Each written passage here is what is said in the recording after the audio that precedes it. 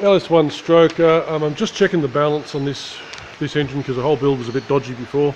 I got piston pins, circlips and oil support rails at 505, rings at 35, small ends at 173, big ends 914 and bearings at 40. Gives me a bob weight of 712 with a 5 gram oil allowance. But it wasn't too bad, the balance wasn't too bad. I just dicked around with it a little bit just to get it. I mean that's the back carriage and that's the front carriage. So I'm well and truly within 1.5 grams there.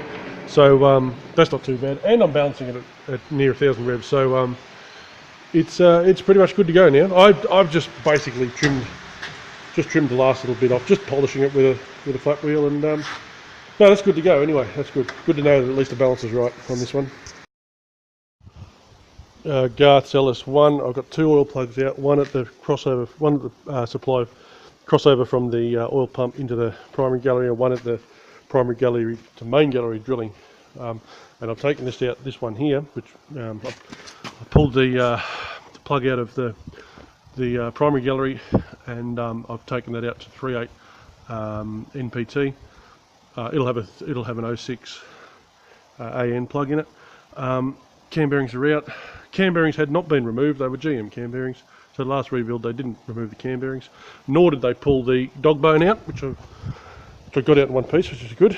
So I got the dog bone out. That hadn't been pulled out. So the primary gallery, and this one here particularly, is dirty, quite dirty. So that's got a good brush out and a lot cleaner now than it was.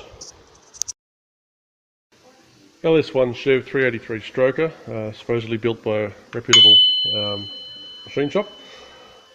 I was looking at the bottom of the pistons and I noticed a big scarf out of the bottom of number 8 there, and I thought, oh yeah, they've done that to clear the counterweight, but it's actually they've done it to clear the reluctor ring.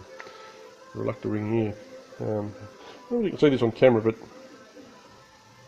the scarf, most of it they've scarfed away with the grinder, but there's a big polished area, bring your finger in, right there, that the reluctor itself's been rubbing on. I put it in. The light on it now, you'll see how close that is. I mean, that's, keep in mind that that's the rod there. The piston can move forward on it as well. So there's quite close. So I'm going to have to relieve that a bit more. So I'll set it up in the mill. Pull the piston off the rod, set it up in the mill, and we'll have a look at. Okay, so we've got the setup now. I've set this cutter to the diameter of the reluctor wheel plus 1mm. So there's not a lot of clearance there, but it's at least it's we know where it's set. I've got it on centre line this way, so I'm on centre that way with the piston. I've levelled the piston up, so it's the pins vertical, so we're square as the piston would be in the engine. The cutter is effectively taking the same path as the reluctor wheel, so now I can set it up and give it a run. Okay, here we go, starting now. So that's going around, and now I'll just feed it in. We're just taking a little bit out. I've got about 0.2 there, and then I'll feed it up. And we're just slowly taking the scarf out of the piston there.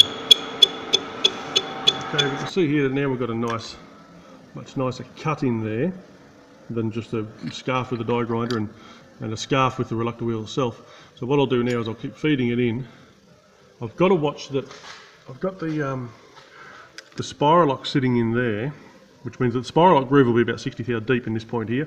So I can bring it up and I'll leave about 20 thou wall. But I'm getting horribly close to cutting into the spiral lock groove, so I'll do what I can. And then that's going to be all the clearance we can give that. You're looking for 60 thou clearance on strokers when you're clearancing a stroker, but I just don't think we're going to get that on this one.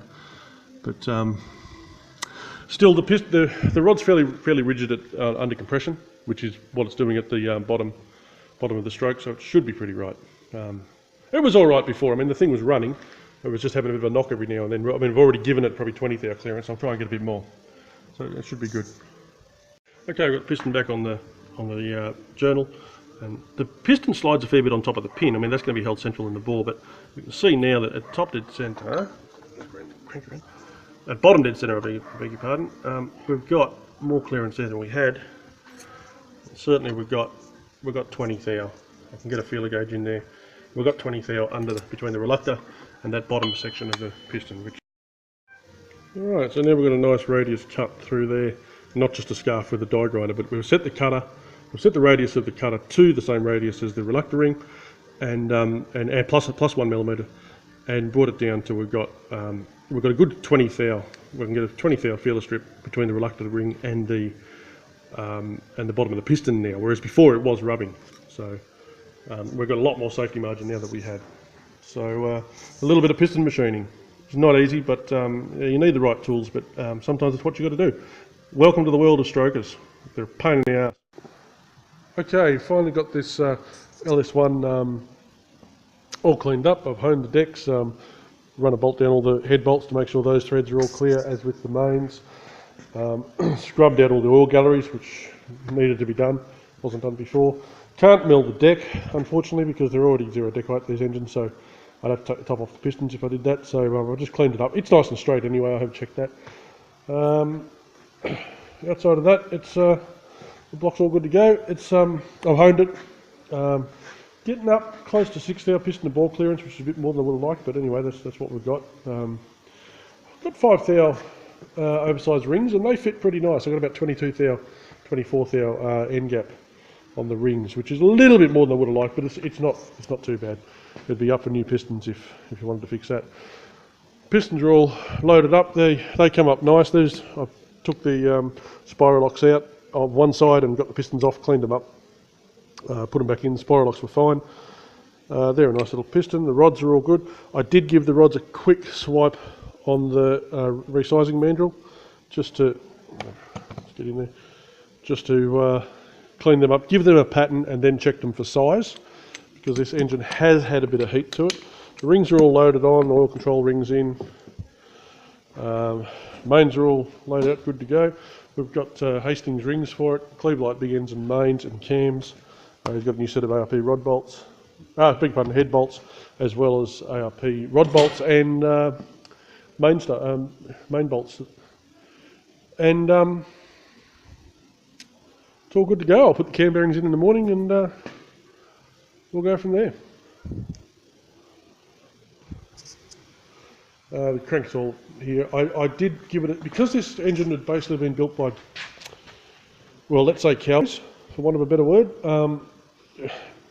There was a lot of stuff that was just not the way it should have been. So I think we've straightened most of that out. I mean, we're working with what we've got. I would have liked to have started with a new kit and a blank engine, and we could have gone from scratch, but this is what we've got to work with, and we'll make the best of it. And it's coming up all right.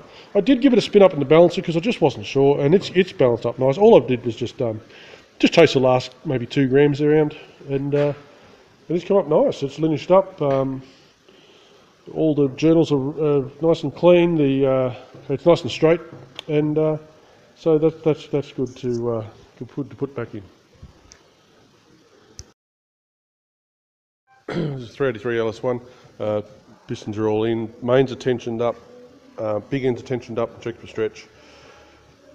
Lifters are all cleaned out. Checked the rollers for condition. Checked the rollers for diameter. Pinions, trunnions are all good. They're installed. Heads are all cleaned up. We've put the pack springs on, about 150 on the seat. So they're all good to go. And heads will go on now. LS1 Rosso oil pump. I'm just installing it as per the Rosso detail. You put some feeler gauges, build them up until you get equal feeler gauges around the main drive, and then feeler gauges around the outer case to centre everything. Now I'll do the bolts up with some 262 or 242, and then put the front cover on again, which is good to go. Okay, LS1. After a lot of blood, sweat and tears and ulcers and cancers and concerns and fights and arguments, I've finally got the windage tray and the oil pickup on. The problem is this crank is a stroker crank, so the diameter of all the rotating assemblies are wider. Therefore, there's not enough room for the conrods to come around here. So you might be able to see I've made up a press tool and I've swelled the bottom of it. I've expanded the side rails there.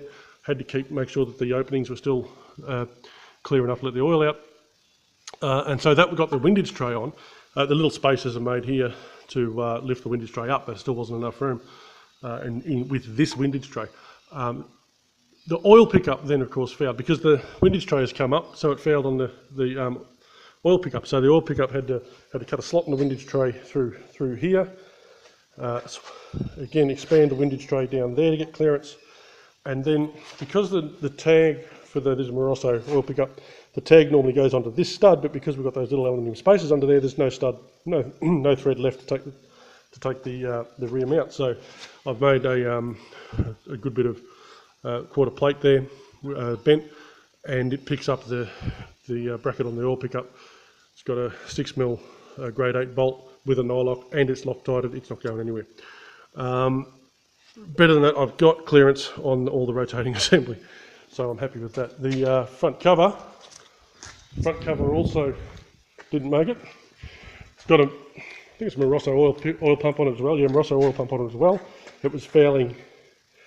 So the front cover was failing on the oil pump, there, here, and there. So a fair bit of work had to happen in there to take that out.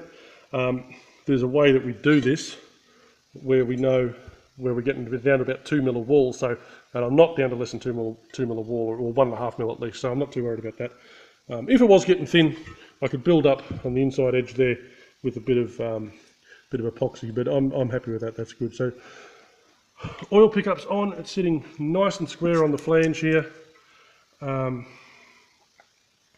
There's clearance all the way along the oil pipe and the windage tray. It's nice and secure. It's sitting 10mm up off the floor of the sump.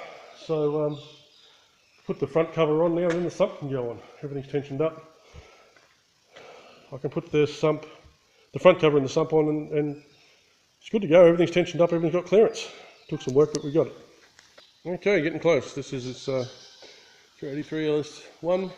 Just put all the, just tensioned up all the rockers. Trick for young players, nearly caught me out. Of course, the lifters, when we're using tie bar lifters, not the original lifters, lifters have to be in before the heads go on, otherwise there's no room to get them in. But if you were to turn the engine upside down, you would lose the lifters out of the bore, and then you might not get them back. So that's just something to watch. So I just tensioned up the rockers. Really nice set of comp cam rockers. There's a big rail, runs full length, bolts down first, and it's got the studs coming out of it. And then each pair of rockers is on a shaft, so they're nice. They're effectively shaft mounted rockers. They're nice and rigid on the shaft. The geometry's right. Geometry stays stable. Each rocker is bolted down by 3 studs. Each pair is bolted down by 3 studs. 18 thou exhaust intake, 16 thou intake. Got knock sensors in, so just top plate now, intake manifold. That's away, I think we're done. Well, there it is, all done. LS1 stroker 383, going in a little Tirana, so it'll go well. All right, all done.